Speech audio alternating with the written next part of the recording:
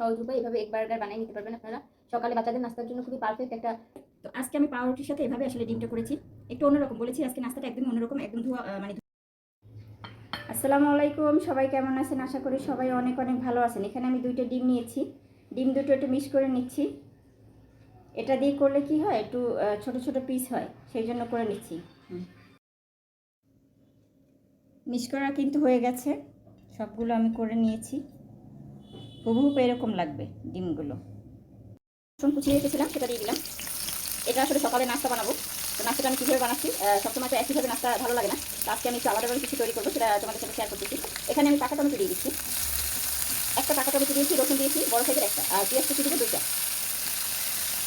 সবগুলো এখানে কিন্তু দেওয়া হয়ে গেছে, এখন একটু সুন্দরভাবে নেড়ে ছেড়ে দিতে হবে। আর এখানে আমি তেলের পরিমাণ একদমই কম দিয়েছি, তেলটা তেমন দিব না, খুবই কম তেল দিয়ে আসলে এই রান্নাটা করবো। যেহেতু সকালে নাস্তা বানাচ্ছি, একটু তেলের পরিমাণটা কম দিয়ে নাস্তাটা বানাচ্ছি। এখানে পেঁয়াজ আর রসুন আছে, আর আছে টমেটো। মতো লবণ অ্যাড করে দিচ্ছি, লবণের পরিমাণ বুঝে আবার দিব।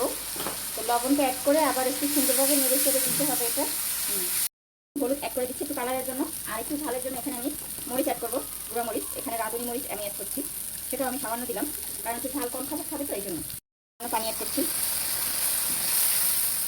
কারণ এখানে আমি তেলের পরিমাণ কম দিচ্ছি, তো যার কারণে মরিচটা পুড়ে যেতে পারে। সামান্য পানি দিয়ে এটা কষিয়ে নেব।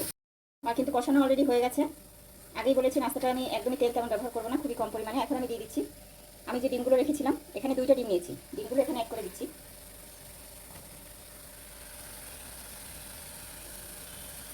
ডিমগুলো দেওয়ার পরে একটু হালকা করে নেড়ে চেড়ে দিতে হবে। আর এখন আমি এর উপরে ধনিয়া পাতা অ্যাড করে দিব। ধনিয়া পাতা কেটে রেখেছিলাম, একটু বেশি করেই রেখেছি, তো সেগুলো আমি সুন্দরভাবে দিয়ে দিচ্ছি, ধনিয়া পাতাগুলো। আর এখন আমি আবারও একটু সুন্দর করে নেড়ে চেড়ে দিতে হবে, ধনিয়া পাতা দিয়ে এটা ভালোভাবে নেড়ে চেড়ে দিতে হবে এভাবে।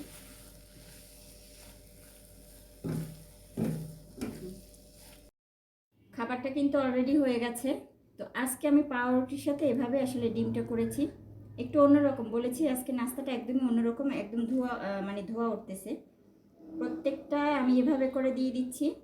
আর এই নাস্তাটা খেতে একদমই অসাধারণ। তো আজকে একটু আলাদাভাবে করেছি, সেটা শেয়ার করলাম। এখানে সব কিছু দিয়েছি, টমেটো থেকে ধনিয়া পাতা থেকে তোমার তারপরে ডিম, সবগুলো দিয়েছি। আর এই খাবারটা আসলেই সুস্বাদু, তো আমি এভাবে দিয়ে দিচ্ছি সবগুলো। একদম গরম, এখনো ধোয়া উঠতেছে, তো সবগুলো এভাবে দিয়ে তারপরে সকালের জন্য এই নাস্তাটা কিন্তু অনেক পারফেক্ট। এবং বাচ্চারা যদি স্কুলে যায়, তাদের টিফিনে এরকম একটি খাবার আমরা এখন এভাবে শুধু খাওয়ার পালা। আর চাইলে আপনারা এখানে টমেটো দিতে পারেন, যারা পছন্দ করেন। ব্যাস, আমার হয়ে গেছে।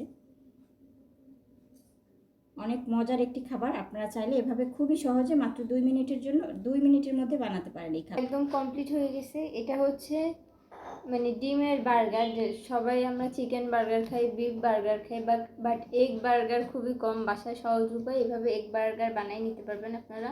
সকালে বাচ্চাদের নাস্তার জন্য খুবই পারফেক্ট একটা খাবার। তো আমি খেয়ে ট্রাই করে বলতেছি কেমন হয়েছে।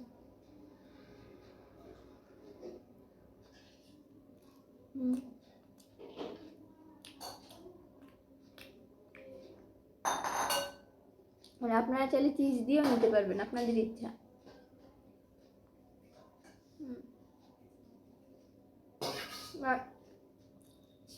ঘরে থাকা উপকরণ দিয়ে এটা সহজ খুবই।